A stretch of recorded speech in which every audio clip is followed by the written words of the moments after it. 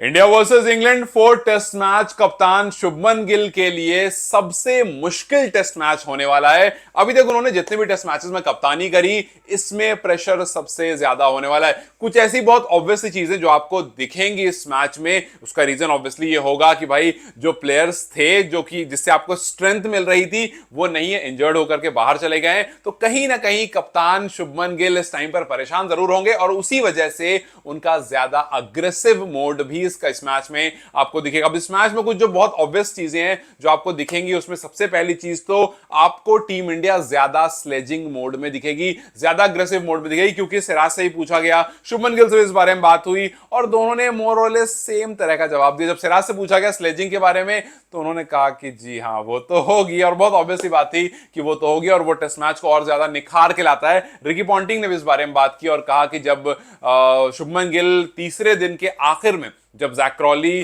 काफी लेट कर रहे थे, बेंडकेट उनके साथ काफी डिले कर रहे थे और वहां पर काफी गुस्सा में आ गए थे और गुस्से में आकर के वो उस वाला जो उन्होंने गुस्सा अग्रेशन दिखाया था उसको फेवर किया कहीं ना कहीं रिकी पॉन्टिंग ने और कहा कि भैया साफ साफ दिख रहा था कि जो कप्तान है वो पूरी टीम को लीड करने के लिए तैयार है और उस जोश खरोश में था जिस वजह से उसने ऐसा किया। और इस तरह की चीजें अक्सर हो जाती हैं, बट इस मैच में वो और ज्यादा होने वाला है, क्योंकि इस मैच में शुभमन गिल को यह प्रूव करना होगा कि आप नेगेटिव से आकर भी पॉजिटिव में जा सकते हो। आप 2-1 को 2-2 में कन्वर्ट कर सकते हो। जो डू और डाई मुकाबला आपके सामने है वहां पर आप सामने वाली टीम को उसके घर पर डोमिनेट कर सकते हो, और डोमिनेट करने का जो सबसे आसान तरीका हमने देखा है वो देखा है अग्रेशन, वही विराट कोहली वाला अग्रेशन। लेकिन विराट कोहली के अग्रेशन में बात यह थी कि वो शुरू नहीं करते थे कुछ भी और उसके बाद वो रन्स में दिखाते थे उसको करके। तो शुभमन गिल के ऊपर वो अग्रेशन के साथ साथ रन्स भी होगा। इरफान पठान ने भी कहा था कि शुभमन जब तक आप कप्तान हो, मतलब जब तक आप फील्ड पर हो एज अ फील्डर, तब तो ठीक है, तब आप अग्रेशन दिखाओ, बट जब आप बल्लेबाजी करने आओ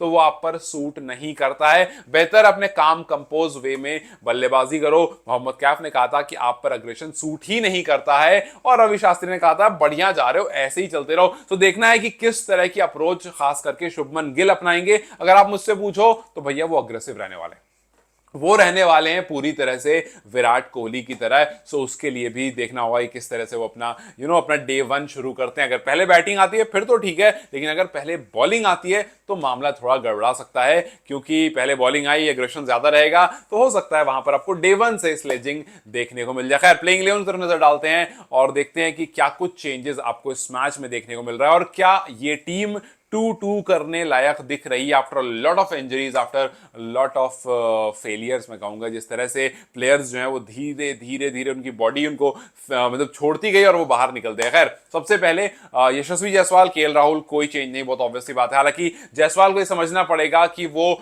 वॉकिंग विकेट ना बने, कि भाई आए, कोई बुरा सा शॉट खेला और चले गए, जोफ्रा आर्चर के हाथ में बार बार तोहफा देने की जरूरत नहीं है। सो यस, जायसवाल राहुल ही ओपन करेंगे, लेकिन जायसवाल को भाई थोड़ा सा समझना पड़ेगा कितना क्रूशल डे है, कितना क्रूशल मैच है और उनकी विकेट कितनी क्रूशल। अगर वो खड़े रह गए तो बेसबॉल खत्म हो जाएगा, उनको अपनी विकेट की इंपॉर्टेंस समझनी पड़ेगी। So yes, Jaiswal, KL Rahul, तीसरे नंबर पर Karun Nair. I don't think के टीम यहां पर चेंज करने के मूड में है। एक और मौका, जैसा आपको बहुत सारे लोग कह रहे, बहुत सारे क्रिकेट एक्सपर्ट ने यह बात कही, आकाश चोपड़ा ने भी कहा कि भाई एक और मौका देकर देखते हैं, क्योंकि हम सबको पता है कि नायर को इसके बाद मौके नहीं मिलेंगे।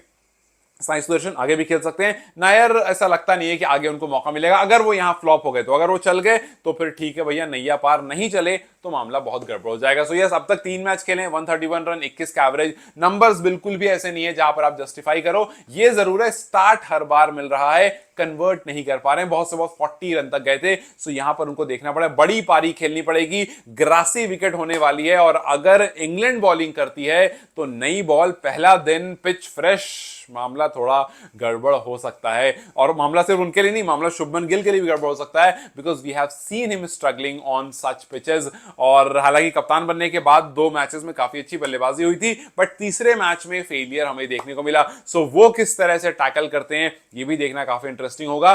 But I am very sure कि शुभमन गिल के लिए इंग्लैंड जो है वो कुछ जबरदस्त प्लान लेकर के जरूर आएगा, बिकॉज भाई कप्तान है, अगर कप्तान को आपने बैकफुट पर भेज दिया तो मामला काफी हद तक खराब हो सकता है। उसके बाद अगला नाम ऋषभ पंत जो कि विकेट कीपिंग करते हुए दिखेंगे, ये बात श्योर कर दी थी शुभमन गिल ने। सो यस, आपको विकेट कीपर ऋषभ पंत दिखेंगे और वही आपको 5th नंबर पर बल्लेबाजी करते हुए भी दिखेंगे। उसके बाद आते हैं रविंद्र जडेजा। यहां तक सब कुछ सॉर्टेड है, लेकिन अब सवाल आता है, क्या आप वॉशिंगटन सुंदर के साथ जा रहे हो या फिर कुलदीप यादव के साथ? अगर आप मुझसे पूछो, टीम जो है वॉशिंगटन सुंदर के साथ जा रही है। पहला रीजन, गंभीर के फेवरेट है। अब ये बात मैं काफी बार कह चुका हूं कि वॉशिंगटन सुंदर जो है वो गंभीर के फेवरेट हैं और गंभीर उनको प्रेफरेंस देते हैं। क्यों?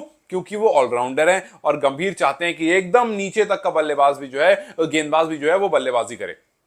सो वॉशिंगटन सुंदर मेरे हिसाब से टीम में है, और जब जडेजा और वॉशिंगटन है तो कुलदीप को मौका शायद एक बार फिर से नहीं मिलेगा, ऐसी आस लग रही थी। बट रीसेंट जो डिस्कशंस हो रहे हैं उसमें बात यही लग रही है कि भाई, क्योंकि अगर आप वॉशिंगटन को मौका नहीं देते हो और कुलदीप को मौका देते हो तो फिर वहां पर मसला यह आ जाएगा कि आपने कुलदीप को दे दिया, कुलदीप बल्लेबाजी करते नहीं है, आपकी बल्लेबाजी शॉर्ट होगी। अंशुल कंबोज को आप फिलहाल उन पर काउंट डाउन नहीं करोगे, थोड़ी बहुत बल्लेबाजी वो कर लेते हैं बट आप उन पर ज्यादा काउंट नहीं करोगे। फिर उसके बाद एक ऑप्शन होगा कि आप ध्रुव जुरेल को मौका दो। आप क्या करोगे फिर? आपके गेंदबाज देखो, जसप्रीत बुमराह है, मोहम्मद सिराज है, कोई भी चेंज नहीं इन दोनों में, जाहिर सी बात है। लेकिन अंशुल कंबोज के चांसेस काफी ज्यादा है कि वो डेब्यू कर लेंगे। कल शुभमन गिल ने कहा भी था कि he is very close to making his debut. So we are expecting के जिस तरह से अनिल कुंबले ने इसी मैदान में डेब्यू किया था, उसी तरह से एक और इस बार अंशुल कंबोज भी इस मैदान पर डेब्यू करते हुए आपको देख सकते हैं। और दूसरा ऑप्शन, यस, प्रसिद्ध कृष्णा का ऑप्शन खुला हुआ जरूर है, हालांकि लग नहीं रहा है कि उनकी तरफ टीम देखेगी, जिस तरह से शार्दुल ठाकुर की तरफ टीम बिल्कुल भी देखने को तैयार नहीं है। बट आपको 5 गेंदबाज तो ले जाने हैं, तो 3 तो आपके पेसर हो गए। अगर आप सिराज, बुमराह और अंशुल कंबोज के साथ जाते हो, 3 पेसर हो गए। कंबोज को लेकर के हम सब एक्साइटेड इसलिए भी हैं क्योंकि एमएस धोनी ने कहा था एक बार कि, क्योंकि वो सीएसके से खेल रहे हैं, उन्होंने कहा कि जिस तरह से कंबोज की बॉल पढ़ करके आती है, जो स्पीडोमीटर पर दिखती है और जो बॉल हाथ में आती है, उसमें काफी फर्क लगता है। ये काफी ज्यादा हेल्पफुल हो सकता है। अच्छी सीमिंग कंडीशन में कंबोज जो है वो मुश्किल क्रिएट कर सकते हैं और वो यहां पर आपको मिलने वाली है। सो कंबोज के चांसेस काफी ज्यादा इस वजह से भी हैं। तो 3 पेसर तो हो गए, जडेजा को आपने खिलाना ही खिलाना है। अब आगे वॉशिंगटन, तो मैं जैसा मैंने कहा 5 गेंदबाज, तो Washington because he can bat, so chances काफी ज्यादा है कि वही रहेंगे। आप तीसरा स्पिनर लेकर तो उतरोगे नहीं, इंडिया मैच तो हो नहीं रहा है। तो यस, आप जडेजा वॉशिंगटन के साथ जाओगे और फिर सिराज, कंबोज और उसके बाद बुमराह होंगे, और फिर आप उसमें एक बैटिंग ऑप्शन डालने के लिए ध्रुव जुरेल को भी डालोगे, बिकॉज आप चाहोगे कि यार आपके पास बैटिंग जो है वो आकर के जडेजा पर खत्म ना हो। जडेजा के बाद वॉशिंगटन रहे और उसके बाद एक और सपोर्ट, हालांकि ध्रुव जुरेल हो सकता है वॉशिंगटन से पहले ही आएंगे, बट एक और सपोर्ट, एक और एज जो है वो मिल जाएगा बल्लेबाजी को। और फिर उसके बाद निचला क्रम जो होगा वो तीनों पेसर्स होंगे और उसमें से आप अंशुल कंबोज को थोड़ा बहुत काउंट कर सकते हो, बैटिंग कर लेते हैं। बट फिर कुल मिलाकर बात वही है, एक डिफेंसिव अप्रोच में टीम दिखने वाली है, जहां पर आप अपने बैटर्स ज्यादा फिल इन करने के चक्कर में आप अपने अच्छे गेंदबाज को, कुलदीप यादव, हालांकि आई नो आप में से बहुत लोग ये कह सकते हो कि यार ग्रासी विकेट है, ग्रीन विकेट पर थोड़ा बहुत ग्रास वो ऑब्वियसली शेव करेंगे, बट फिर भी ग्रीन विकेट रहने वाली है, तो ग्रीन विकेट पर क्या करेंगे कुलदीप यादव? वैसे तो वॉशिंगटन भी कुछ नहीं करेंगे, वो भी बल्लेबाजी करेंगे। लेकिन बात यहां सारी है कि अगर टॉस जीतती है इंडिया, जो कि मुश्किल लग रहा है, तो वो क्या करेगी? अगर आप बाद में बॉलिंग करते हो, अगर आप फॉर सम रीजन, मतलब जस्ट टेकिंग एन एग्जांपल कि फॉर सम रीजन, या ऐसा ले लो कि इंग्लैंड टॉस जीत गई हर बार की तरह और इंग्लैंड ने बल्लेबाजी करने का कहा कि भैया हम बल्लेबाजी करेंगे, तो वहां पर तो ठीक है भाई, इंडिया पहले बॉलिंग करेगा, मतलब इंडिया जो है तीसरी इनिंग में गेंदबाजी कर रहा होगा। वहां पर हो सकता है आप बोलो कि नहीं ठीक है, आप रहने दो, कुलदीप को नहीं लेते। अगर ऐसा होता है कि आप पहले दिन बल्लेबाजी कर रहे हो और इंग्लैंड गेंदबाजी कर रहा है, दूसरे दिन आकर के फिर आपको गेंदबाजी करने का मौका मिला और वहां आपने कुलदीप को बहुत ज्यादा यूज नहीं करा, बीच में बस ब्रेक के लिए यूज करा, 5वें दिन जो है, जो 5th डे आएगा, उस दिन जब इंग्लैंड बल्लेबाजी कर रहा होगा, वहां पर कुलदीप हेल्पफुल हो सकते हैं। लास्ट में आते आते पिच जो है वो काफी ज्यादा स्पिनर्स के लिए बन जाती है। सो अब देखना बस यही है कि टॉस जीतता कौन है और क्या वाकई टॉस के बेसिस पर फैसला जो है वो चेंज हो सकता है कि भैया अगर हमें